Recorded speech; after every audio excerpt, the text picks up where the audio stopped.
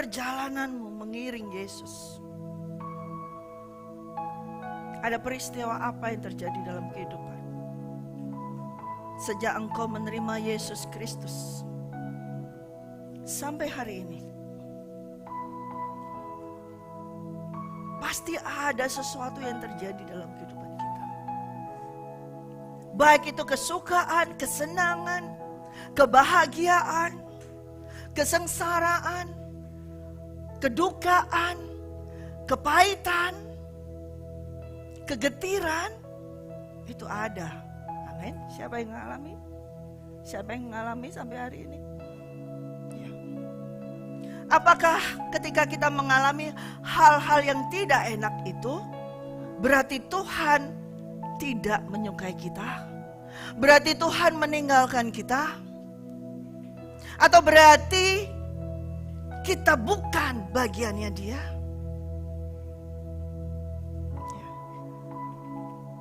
Semalaman Tuhan berbicara kepada saya sampai pagi hari.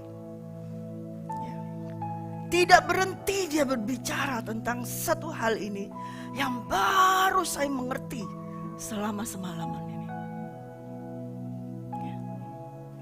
Kita buka terlebih dahulu. Nanti akan saya uraikan kepada saudara. Di dalam Keluaran 15. Kita buka terlebih dahulu dalam Keluaran 15. Saya harap saudara memperhatikan hari ini. Ya, ini luar biasa. Betul-betul Dia adalah Alfa and Omega. Yang selama ini mungkin hanya engkau ketahui Alfa, Omega, awal dan akhir, begitu saja. Keluaran 15 ayat 22. Musa menyuruh orang Israel berangkat dari Laut Tiberau. Lalu mereka pergi ke padang gurun Syur. 3 hari lamanya mereka berjalan di padang gurun itu dengan tidak mendapat air. Sampailah mereka ke Marah. Tetapi mereka tidak dapat meminum air yang di Marah itu karena pahit rasanya. Itulah sebabnya dinamai orang tempat itu Marah. Lalu bersungut-sungutlah bangsa itu kepada Musa. Kata mereka, apakah yang akan kami minum? Musa berseru-seru kepada Tuhan. Dan Tuhan menunjukkan kepadanya sepotong kayu. Musa melemparkan kayu itu ke dalam air. Lalu air itu menjadi manis. Di sanalah diberikan Tuhan ketetapan-ketetapan dan peraturan-peraturan kepada mereka. Dan di sanalah Tuhan mencoba mereka. Firman-Nya, jika kamu sungguh-sungguh mendengarkan suara Tuhan Allahmu dan melakukan apa yang benar di matanya dan memasang telingamu kepada perintah-perintahnya dan tetap mengikuti segala ketetapannya, maka aku tidak akan menimpakan kepadamu penyakit manapun yang telah kutimpakan kepada orang Mesir. Sebab aku Tuhanlah yang menyembuhkan engkau. Sesudah itu sampailah mereka di Elim. Di sana ada 12 mata air dan 70 pohon korma. Lalu berkemahlah mereka di sana di tepi air itu. Perjalanan bangsa Israel keluar dari Mesir. Di Mesir mereka masuk dalam perbudakan. Ya. Disiksa, harus bekerja rodi segala macam. Tetapi mungkin di dalam saat mereka masuk dalam perbudakan, walaupun semuanya terbatas, sepertinya menurut mereka mau minum, ada minum. Mereka mau makan, ada makan. Tapi walaupun mereka harus bangun pagi, kerja semuanya, tapi menurut mereka itu semua tersedia.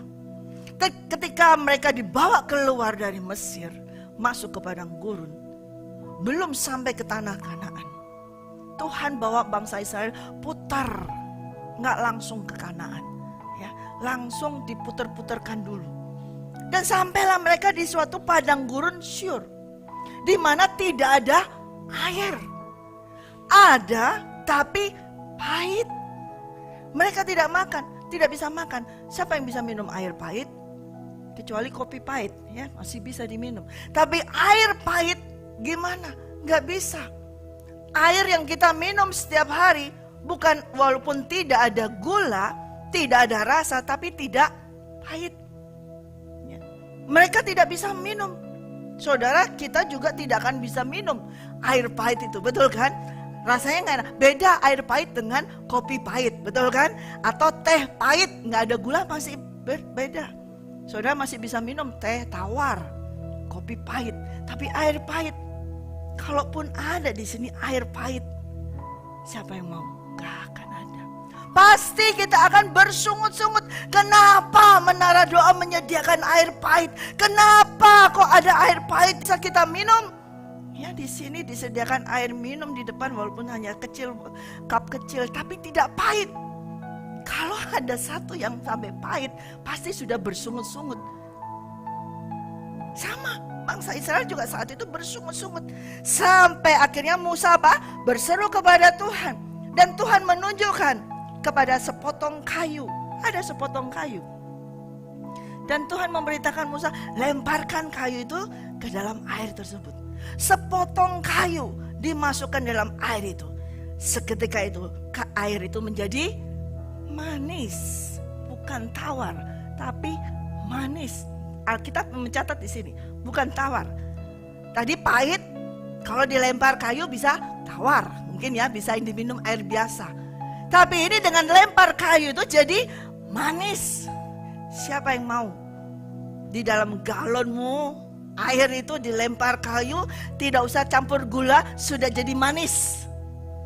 Pasti lebih senang tanpa beli gula, air jadi manis. Lalu mereka minum.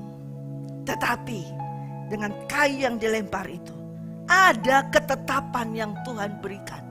Tidak sembarang itu kayu dilemparkan begitu saja. Kayu itu ada ketetapannya. Ada perintah di kayu yang dilemparkan itu. Kalau kamu semua mengikuti setiap perintah dan ketetapanku, ya, suara Tuhan di ayat yang 26. Jika kamu sungguh-sungguh mendengarkan suara Tuhan Allahmu dan melakukan apa yang benar di matanya dan memasang telingamu kepada perintah-perintahnya dan tetap mengikuti segala ketetapannya, maka aku tidak akan menimpakan kepadamu penyakit manapun yang telah kulimpahkan kepada orang Mesir. Sebab akulah Tuhan yang menyembuhkan engkau. Jadi Tuhan memberikan suatu ketetapan, suatu perintah, ya. Dan juga di dalam ketetapannya, perintah itu mengandung adalah suatu perbedaan. Dari segala perintah-perintahnya, ketetapan-ketetapannya, bila dilakukan itu mengandung suatu perbedaan. Kalau kamu melakukan ketetapan-ketetapan tersebut, kamu jadi beda, tidak sama dengan orang Mesir. Dan segala penyakit tulah yang sudah ditimpakan Tuhan kepada orang Mesir tidak akan menimpa kamu. Ya, di dalam perjalanan kehidupan orang Mesir, Israel sampai jalan, tidak ada yang sakit kalau mereka mengikuti setiap ketetapannya. Amin. Tapi mereka ini sempat mengalami kepahitan di dalam kehidupan mereka. Mereka mengalami pahit. Mereka mengalami kehidupan yang pahit. Harus minum air pahit. Berapa banyak dalam kehidupan kita mengalami kepahitan. Pahit. Hidup yang pahit. Karena harus minum sesuatu yang pahit. Harus mendengar sesuatu yang pahit. Harus mengalami sesuatu yang pahit. Tapi disembuhkan sama Tuhan. Ya. Kita lihat satu peristiwa lagi di dalam 2 Raja-Raja ayat 19. 2 Raja-Raja 2 ayat 19. Berkatalah penduduk kota itu kepada Elisa, cobalah lihat, letaknya kota ini baik seperti tuanku lihat, tetapi airnya tidak baik. Dan negeri ini sering ada keguguran bayi. Jawabnya, ambillah sebuah pinggan baru bagiku dan taruhlah garam di dalamnya. Maka mereka membawa pinggan itu kepadanya, dan kemudian pergilah ia ke mata air mereka dan melemparkan garam itu ke dalamnya, serta berkata, beginilah firman Tuhan, telah kusehatkan air ini, maka tidak akan terjadi lagi olehnya kematian atau keguguran bayi. Demikianlah air itu menjadi sehat sampai hari ini, sesuai dengan firman yang telah disampaikan Elisa. Ada jeda waktu yang panjang dari ketika air pahit yang dimarah dan sampai ketika di peristiwa Elisa di Yeriko tentang air. Kalau yang dimarah itu airnya pahit, orang tidak bisa minum. Dan Tuhan menyuruh Musa melemparkan kayu sehingga air itu menjadi manis, sehingga semua orang bisa meminumnya. Tetapi di kota Yeriko ini ada air, tapi ketika meminum air itu orang mengalami sakit. Orang mengalami, yang mengandung, ibu-ibu yang mengandung bisa mengalami keguguran, ada kematian. Kemudian apa yang Tuhan perintahkan kepada Elisa? Ambil garam dan lemparkan ke mata air tersebut. Yang menyembuhkan mata air tersebut apa? Garam? Tidak. Yang menyembuhkan adalah Tuhan. Tuhanlah, dia berkata, telah kusehatkan. Telah kusehatkan. Berarti air ini sakit. Air ini sakit. Ya, disehatkan oleh Tuhan. Saudara, di dalam tubuh kita ini terdiri dari banyak air. Betul nggak? Tubuh kita ada berapa persen air? Banyak. Kemudian di dalam tubuh kita ini ada air dan ada garam. Saudara nggak percaya kalau ada air dan garam? Coba kalau saudara jogging, kemudian pegang itu keringat yang keluar dan dilihat, asin nggak? Asin, karena kita di dalam ini ada garam, ada air dan garam. Amazing kan Tuhan? Betul kan? Di dalam kita ini sudah ada air dan ada garam. Dengan tadi Tuhan berbicara kepada Elisa, air yang sakit itu lemparkan sepinggan garam. Dengan dilemparkan garam itu, air itu disehatkan oleh Tuhan. Tidak sakit lagi, tidak mengalami kesakitan, tidak mengalami kematian. Sejak saat itu orang minum air itu nggak mati. Yang ibu-ibu hamil pun tidak keguguran, karena airnya sudah disehatkan oleh Tuhan. Saudara, di dalam kehidupan kita, berapa banyak engkau mengalami kepahitan, dan berapa kali engkau mengalami sakit. Ya. Tuhan mengizinkan kita mengalami kepahitan, sakit, masalah dalam kehidupan kita. Kenapa sih? Ya kan? Kenapa Tuhan izinkan? Kenapa kok ada saja orang yang menyakitin kita? Kenapa kok ada saja orang yang memfitnah kita? Kenapa kok ada saja orang yang menghina kita? Atau kenapa kok ada saja orang yang mencemooh kita, ngomongin kita? Itu membuat hati kita pahit. Lebih pahit dari kopi. Ya. Membuat hati kita pahit, getir. Seperti itu. Ya. Kenapa? Akhirnya setelah kita pahit, getir, dan itu menjadikan suatu penyakit. Ada kesakitan, ada penyakit, kematian, gugur iman yang sudah tumbuh. Wow, memuji Tuhan, menyembah Tuhan, menerima Yesus. Tapi kemudian setelah melayani Tuhan, kok ada orang yang menyakitin kita, membuat kita pahit lagi, membuat kita getir lagi. Akhirnya gugurlah iman tersebut. Akhirnya sudah enggak Tuhan-Tuhanan. Nah, seringkali ada orang yang berkata demikian. Sudah, aku gak mau pelayanan. Percuma pelayanan. Ketemu orang yang sudah terima Yesus pun tetap menyakitin aku, tetap gosipin aku. Sudah, aku tidak mau Tuhan-Tuhanan. Tidak perlu pelayanan, betul? Siapa yang ngalami, angkat tangan. Gak usah malu. Kejujuran itu yang penting. Ya. Ngalami kan? Itu harus dialami. Itu harus dialami. Kepahitan, kegetiran, keguguran, sakit, kematian, itu harus dialami. Kenapa? Saudara pernah bertanya enggak? Kenapa Tuhan? Pernah pasti, ya kan?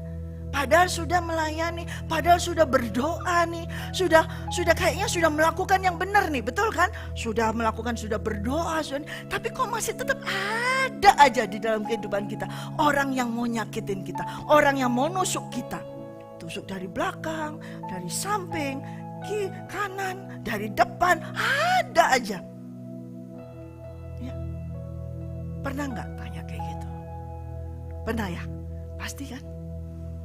Demikian juga saya sebagai manusia juga bertanya, kenapa kok ada saja? Ya, dari sejak saya lahir baru terima Yesus tahun 2001 sampai hari ini masih ada orang yang menyakitin saya, masih ada orang yang menusuk saya, masih ada orang yang mencerca saya, masih ada orang yang menghina saya, masih ada orang yang mencemooh saya, masih ada terus ada orang yang berbicara manis di depan tetapi di belakangnya menusuk saya, masih saja ada. Saudara ngalami nggak? Ngalami kan? Pasti. Kenapa? Karena saudara dan saya adalah tubuh Kristus Yesus. Amin. Kita buka dalam 1 Korintus 12 ayat 12.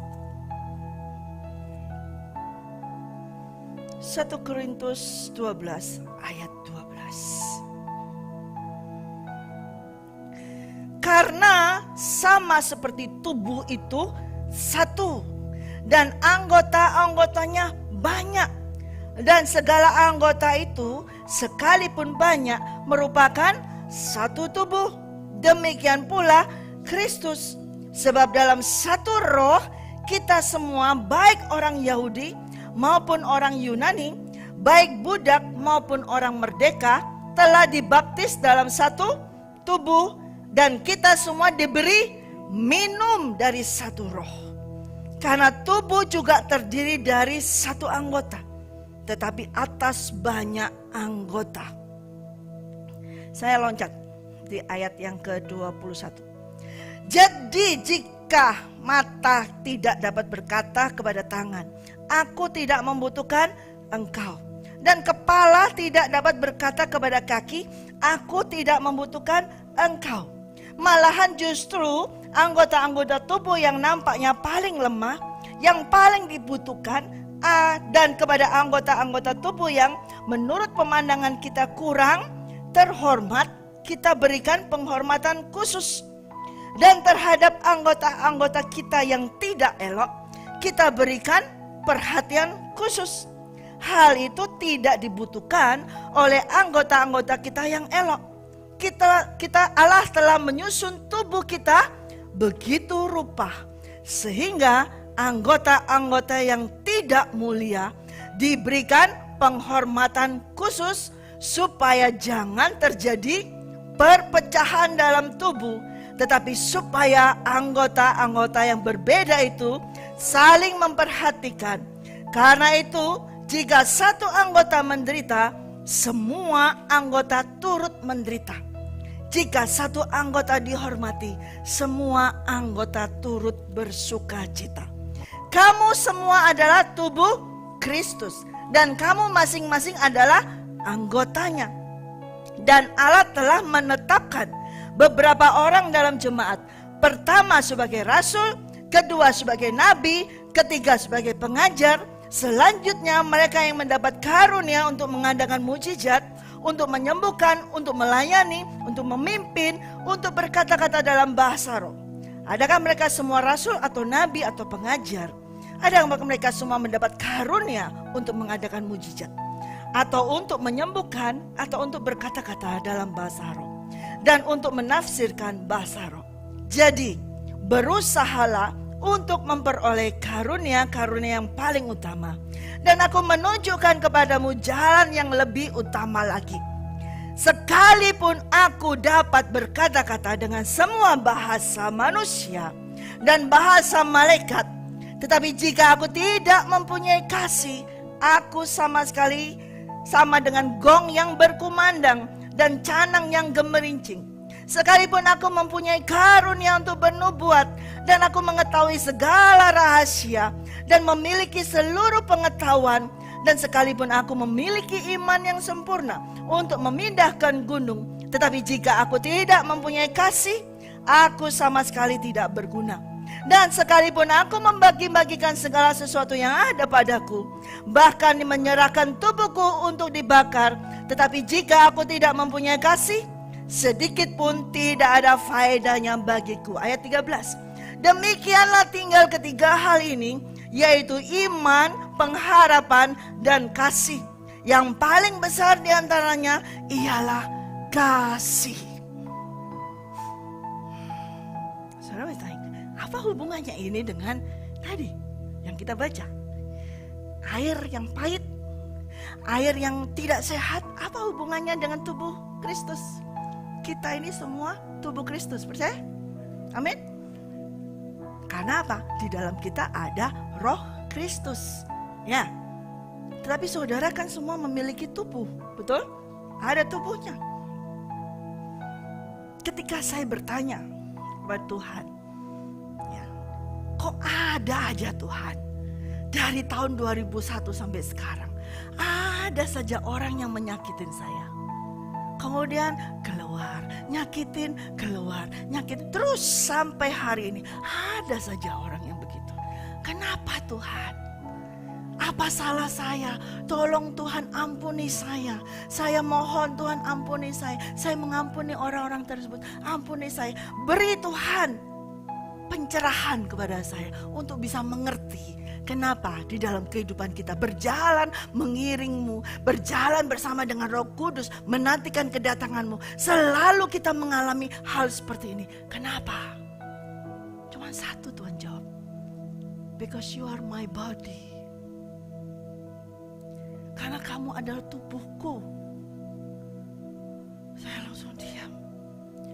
Bukankah engkau memulihkan tubuhku, yang tubuhmu adalah menjadi divine healing and blessing? Saya bilang gitu. Satu. Ya, dia katakan, karena kamu tubuhku, maka kamu harus mengalami kesakitan, kepahitan sebagai tubuhku. Dan secara tubuh kita masing-masing, saudara. Ada satu tadi kita baca bahwa kita ini ada banyak anggota tubuh. Ada tangan, ada kaki, ya kan? Mata, telinga, ini yang kelihatan ya. Lalu yang di dalam ini, wow banyak sekali saudara. Ada jantung, paru-paru, lambung, hati, usus, ya. Apalagi banyak di dalam ini, betul kan? Bayangin BK, kalau kamu cuma punya tangan, kanan 2, kaki juga 2, tapi gak ada isi dalamnya. Bisa hidup? Gak bisa. Betul kan? Gak bisa kan? Bisa makan? Bisa. Tapi udah itu jatuh langsung keluar. Betul kan? Jadi Tuhan itu tadi kita nyanyikan, You are Alpha and Omega. Betul, dia itu Tuhan yang dahsyat luar biasa. Dia sudah mendesain tubuh kita ini sedemikian rupa. Apa yang dimaksud dengan anggota tubuh yang hina? Saudara apa? Saudara tahu apa? Anggota tubuh yang hina? Hah? Apa? Yang hina, yang tidak diperhatikan orang. Apa? Hah? Oke, dulu pun saya berpikiran seperti itu. Dulu pun saya berpikiran seperti itu. Tapi Tuhan ubah dari tadi malam. Ada satu organ tubuh yang tidak diperhatikan orang. Tapi itu penting. Yang namanya empedu. Empedu itu tidak kelihatan. Dia hanya seperti buah pir. Ya, warnanya hijau. Dia nempel di belakangnya hati. Empedu ini gak penting. Apa itu empedu? Empedu itu suatu cairan yang bersifat basah, yang pahit. Ya, pahit. Yang pahit. Dan empedu ini berwarna hijau kekuning-kuningan. Ada dua, hijau kekuningan. Gunanya apa? Empedu ini berguna membantu pencernaan di dalam usus 12 jari kita. Dia berguna untuk apa? Mencerai lemak yang masuk dari setiap makanan. Dia, karena empedu ini ya, ada cairan. Ya, cairan itu sifatnya dia akan mengelilingi lemak. Ya, lemak yang jahat, lemak yang tidak dibutuhkan dengan tubuh, ini akan dikelilingi, karena lemak itu dengan air, tubuh kita ada air banyak. Makanya saudara kalau makan lemak, sukar dicerna untuk tubuh kita. Ya, air tidak bisa mencerna lemak.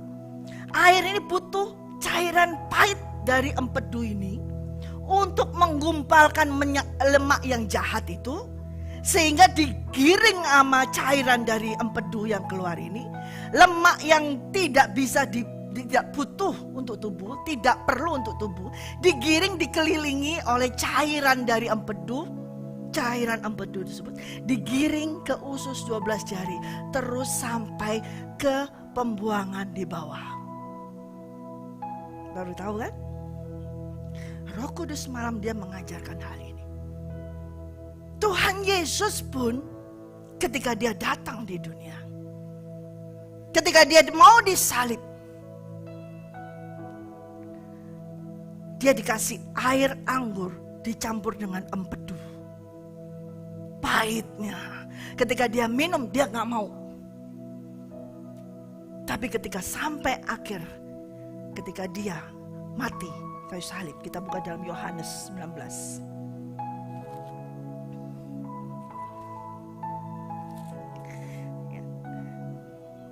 Ayat 28.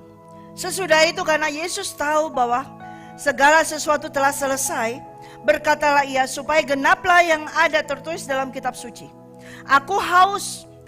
Di situ ada sesuatu bekas penuh anggur, asam. Anggur bukan anggur yang enak ya, anggur asam.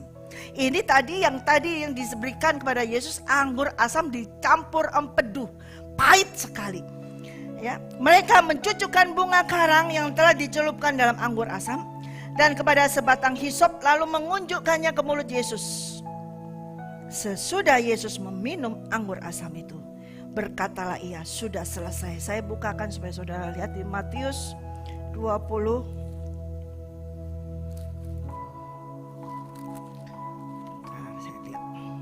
Matius 27 ayat 34. 33 deh. Maka sampailah mereka di suatu tempat yang bernama Golgota, artinya tempat tengkorak. Lalu mereka memberi dia minum anggur bercampur empedu. Setelah ia mengecapnya, ia tidak mau meminumnya. Berarti tidak sempat diminum. Tidak diminum oleh Yesus pada saat itu. Tetapi ketika Yesus tahu sudah hampir waktunya, sudah genap, sudah akan harus genap ini, dia berkata, aku haus. Tidak dikasih minum air yang enak saudara, tapi minuman yang tadi, anggur yang sudah dicampur dengan empedu, itu yang diberikan lagi kepada Tuhan. Dan Tuhan apa? Di ayat 30 di Yohanes 19:30. Sesudah Yesus meminum anggur asam itu, berkatalah ia, sudah selesai. Lalu ia menundukkan kepalanya dan menyerahkan nyawanya. Saudara, gak ada orang yang bisa minum air dicampur dengan empedu. Hanya satu orang, yaitu Yesus Kristus. Ya. Lalu kita lanjut di ayatnya. Ketika hari itu hari persiapan dan supaya pada hari Sabat mayat-mayat tidak tinggal tergantung pada kayu salib. Sebab Sabat itu adalah hari yang besar. Maka datanglah orang-orang Yahudi kepada Pilatus dan meminta kepadanya supaya kaki orang-orang itu dipatahkan dan mayat-mayatnya diturunkan. Maka datanglah prajurit-prajurit itu lalu mematahkan kaki orang yang pertama dan kaki orang yang lain yang disalibkan bersama-sama dengan Yesus. Tetapi ketika mereka sampai kepada Yesus dan melihat bahwa ia telah mati, mereka tidak mematahkan kakinya. Tetapi seorang di antara prajurit itu menikam lambungnya dengan tombak, dan segera mengalirlah keluar darah dan air. Empedu tempatnya nempel di bawah hati. Lalu bersambungan, berdekatan sekali dengan lambung. Karena dia juga ada saluran dari hati yang memproduksi garam empedu yang ditaruh di kantong empedu. Kemudian dari kantong empedu itu disalurkan ke lambung.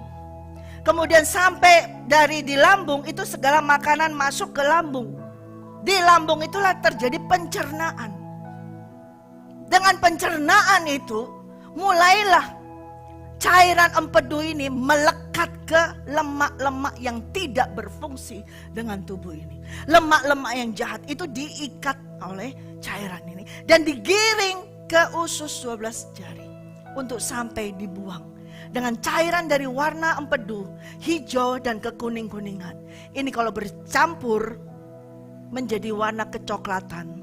Saudara tahu warna apa? Ya kan? Saya tidak perlu menjelaskan. Saudara tahu warna apa? Namanya feses. Itu warna kecoklatan. Nah, itu harus terbuang. Ya. Nah, dia dekat dengan hati empedu ini.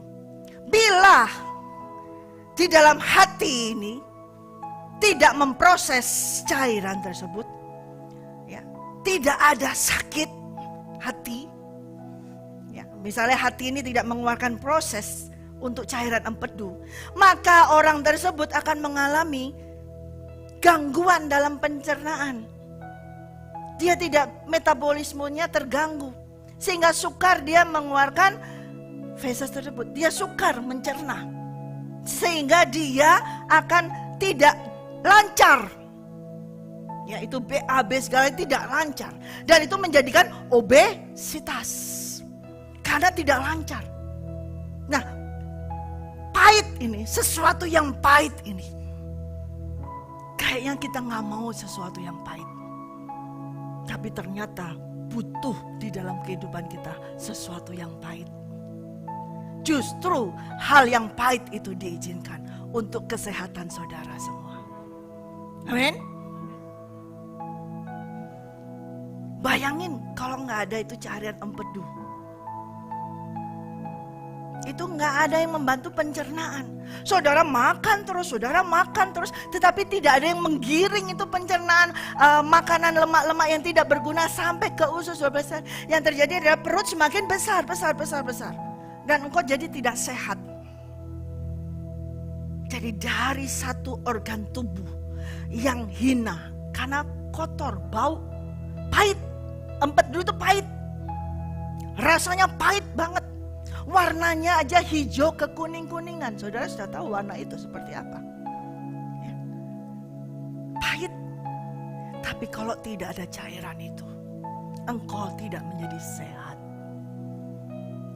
Lalu apa hubungannya dengan kesatuan tubuh Kristus?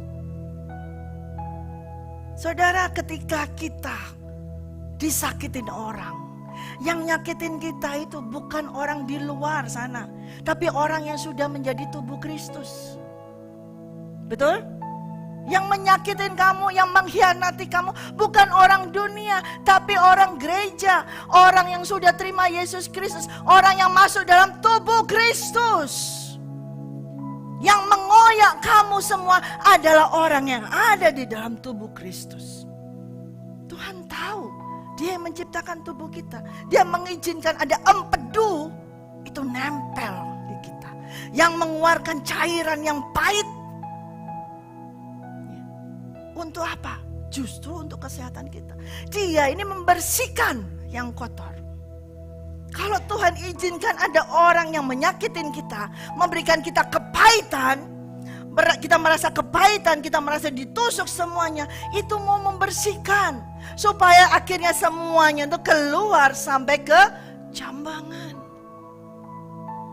Nah, jadi tahu sekarang saudara, kenapa kalau kita masih tetap mengalami, ada saja orang yang nyakitin kita, ada saja orang yang berkata asam pahit kepada kita. Setiap hari ada saja orang yang selalu punya niat jahat kepada kita. Ada saja orang yang melemparkan asam pahit kepada kita. Karena dia tugasnya sebagai empedu dalam dirimu, dalam kehidupanmu. Amin. Empedu menurut medikal bisa diangkat katanya. Tapi tidak di dalam firman Tuhan. Yesus ambil empedu itu diminum. Dia tahu kita semua tidak bisa minum empedu tersebut. Tapi Yesus sudah minumnya empedu itu. Amin. Supaya kita tidak perlu meminumnya lagi. Kalau coba bayangin saudara, minum empedu pahit. Aduh, rasanya bagaimana? Dia tahu, tapi tidak bisa di skip. Kamu harus tetap merasakan hatimu getir, pahit. Harus. Dan Yesus sudah memberikan solusi. Apa? Ketika dia mati, prajurit nombaknya di mana? Kok nggak mukul di kakinya? Kok harus lambungnya? Karena di situ ada cairan empedu yang baru dia minum tadi itu, dan keluar menjadi darah dan air. Ada darah yang keluar, ada penghapusan yang keluar, ada air yang keluar yang untuk kita semua. Amin.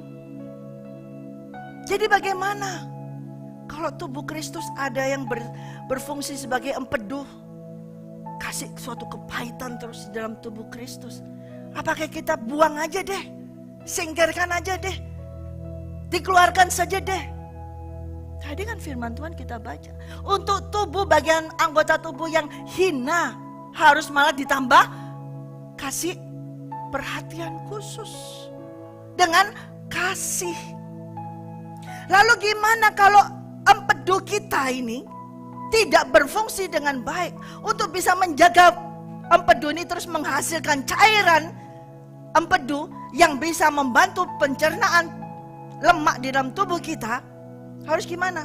Dijaga makanannya, dikasih makanan yang baik, diperhatikan makanannya untuk kesehatan dari empedumu. Kenapa kok saya bisa ngomong kayak gini? Saya pernah sakit batu empedu. Saya pernah ngalami itu.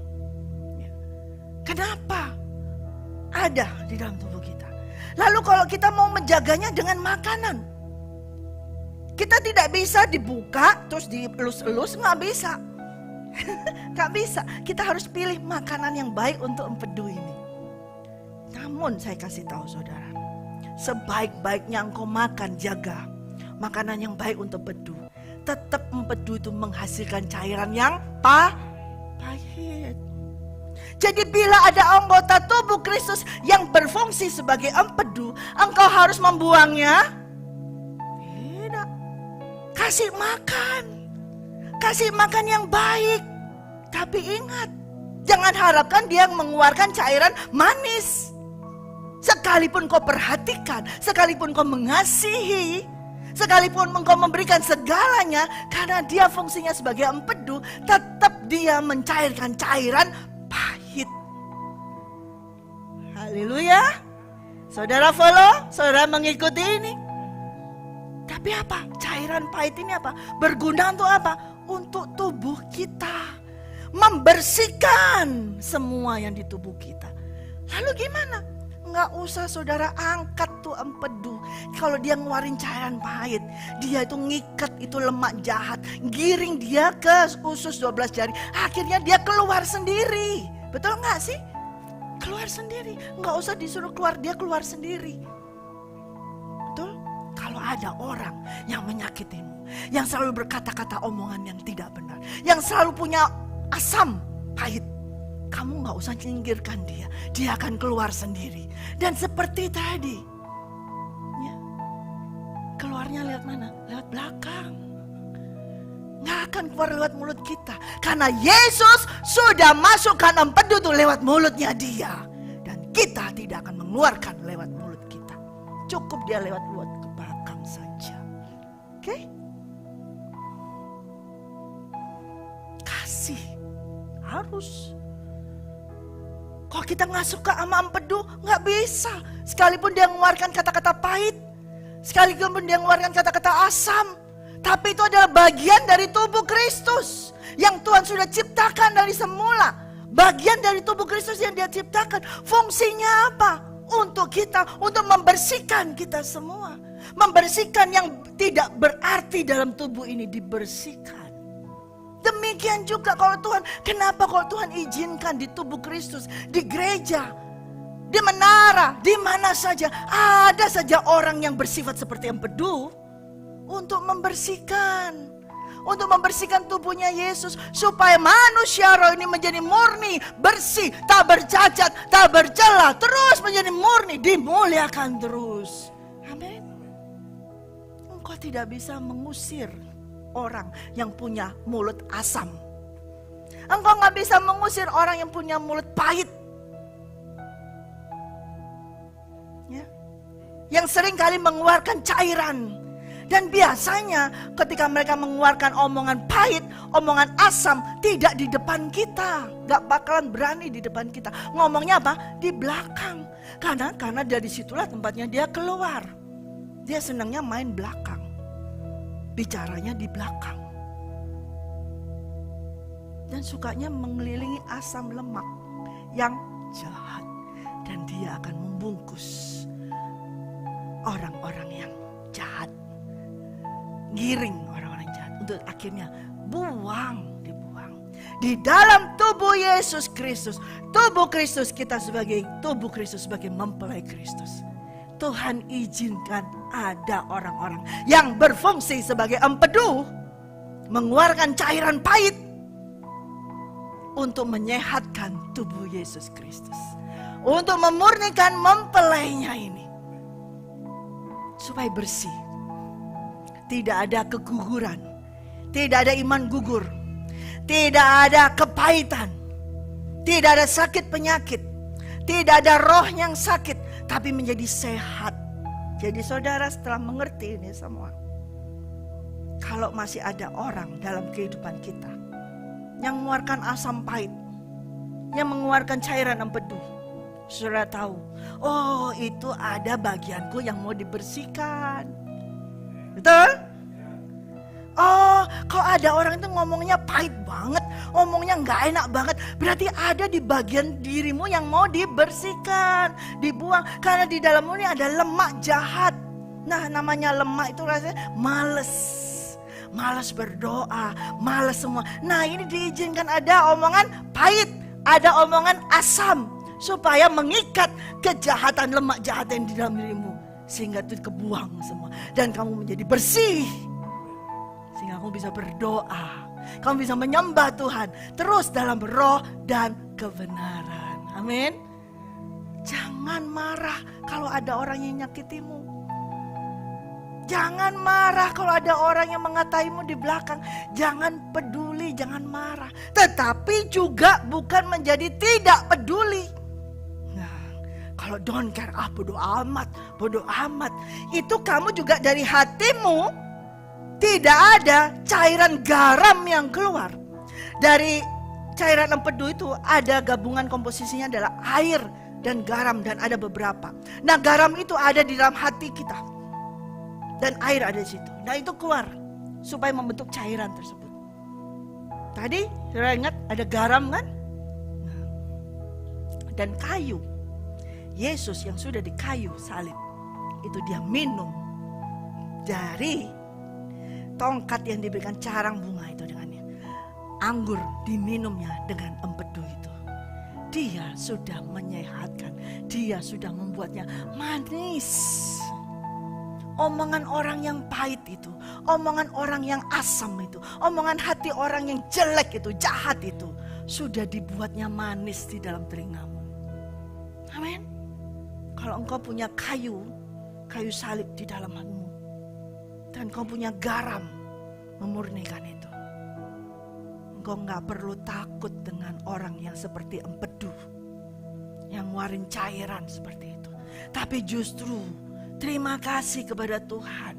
Kalau masih ada empedu yang ditempelkan di tubuh Kristus, di tubuh kita, di kehidupan kita, berarti itu caranya Tuhan mau membersihkan yang kotor-kotor di dalam kehidupan kita. Amin. Karena itu saudaraku, sebagai tubuh Kristus, ingat, sebagai tubuh Kristus, kesatuan tubuh Kristus penting. Tapi seperti tadi sudah kita baca, nggak semuanya mulia. Ingat itu. Anggota tubuh itu nggak semuanya mulia. Ada yang bobrok, ada yang rusak, tapi ada yang pahit. Tapi ada gunanya, ada fungsinya. Kita tidak bisa mencomot begitu aja, membuang begitu aja. Karena itu masih berfungsi untuk tubuh kita. Sampai kapan? Sampai tubuh kita dimuliakan oleh Tuhan. Sampai kapan? Sampai mempelai Kristus bertemu dengan Yesus Kristus, diganti dengan tubuh kemuliaan, maka kita tidak butuh empedu itu lagi. Amin. Terus jalan. Ya. Jangan engkau getir, karena sesungguhnya artinya adalah getir. Ya. Arti dari kata empedu itu adalah pahit, getir. Ya. Empedu itu artinya dalam bahasa Inggris bile atau gall. Ya. Itu artinya ada, kalau orang punya empedu di sini ada marah, kemarahan. Ya. Juga ada orang yang kurang ajar, kekurang ajaran, kurang ajar. Karena apa? Sifatnya selalu ngomongin orang di belakang. Itu orang kurang ajar dan lancang seperti itu. Ya, kepahitan, kegetiran, dan kelancangan. Itu arti dari empedu. Ya, jadi engkau akan mengalami orang yang kurang ajar kepada kamu. Orang yang kepahitan sama kamu. Ngelempar kata-kata yang gak enak. Ngomongin kamu di belakang kamu. Lancang, kurang ajar. Gak mungkin dia berani ngomong di depan kamu. Orang kalau ngomongin itu kan selalu di belakang ya. Kalau kita lagi ngomong-ngomong kan berarti berhadapan muka dengan muka, betul kan? Kalau kita ngomongin berarti orang itu ada di belakang kita. Dan kalau ngomongin di belakang kita, jarang deh yang ngomongin manis, pasti ngomonginnya asam semua. Apalagi dia bersifat empedu, pahit, getir, kelancangan. Tapi empedu ini apa saudara? Bagian dari tubuh Kristus. Sampai kapan harus ada empedu itu? Sampai bertemu dengan Yesus Kristus. Sampai dia mengubahkan tubuh Kristus ini dengan tubuh kemuliaan. Amin. Jadi dalam kehidupan kita jangan kaget kalau kamu akan mengalami kepahitan, kegetiran. Ada orang yang kok bisa ya? Di depan ngomongnya baik, tapi di belakang ngomongnya kayak gitu. Kok bisa ya? Kamu akan berkata begitu. Kok bisa ya? Padahal kelihatannya baik teman kita. Ya, gini seperti ini. Tapi ternyata ngomongin yang gak baik. Kok bisa ya? Jangan takut, jangan khawatir. Dan jangan kaget. Dan itu yang ngomongin kayak gitu bukan orang luar dari tubuh Kristus. Yang ngomongin gitu bukan orang dunia, tapi orang yang sudah masuk dalam tubuh Kristus, bahkan menjadi anggota, bahkan menjadi pelayan Tuhan, bahkan menjadi hamba Tuhan, menjadi pemain musik, WL, menjadi asyir, pendoa, itu tetap semua karena semua adalah tubuh Kristus. Dan empedu itu ada di dalam kita dan itu diciptakan oleh Tuhan. Amin.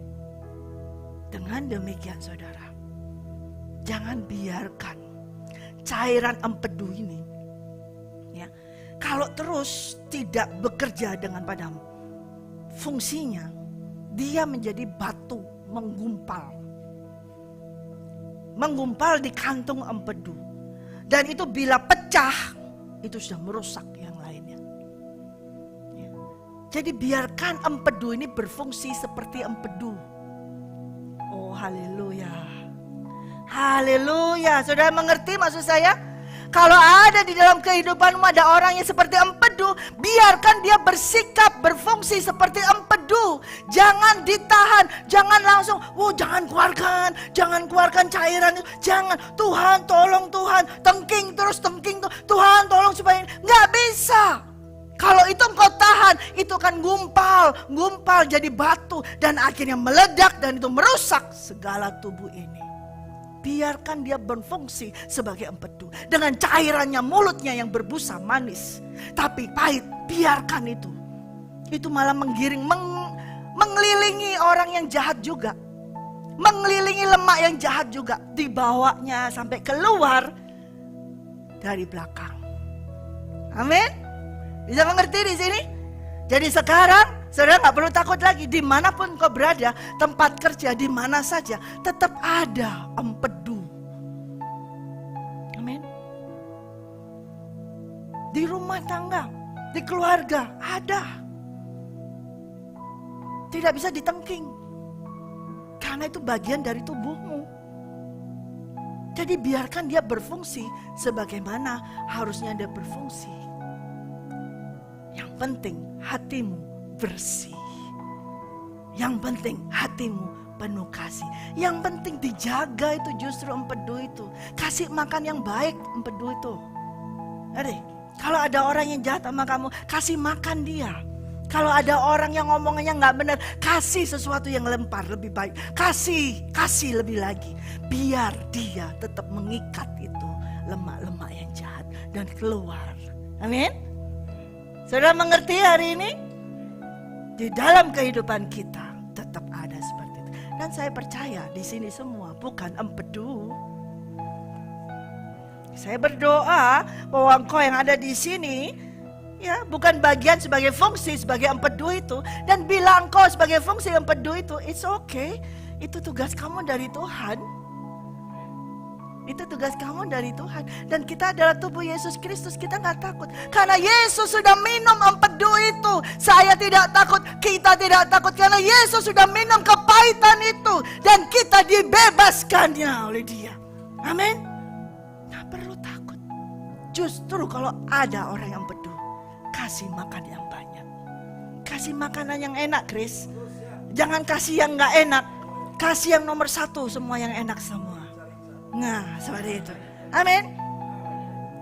Tapi ingat Grace, sekalipun kamu kasih makan, sekalipun kamu kasih dengan kasih yang luar biasa, kalau empedu tetap empedu. Dia mengeluarkan cairan pahit. Oke? Bisa paham?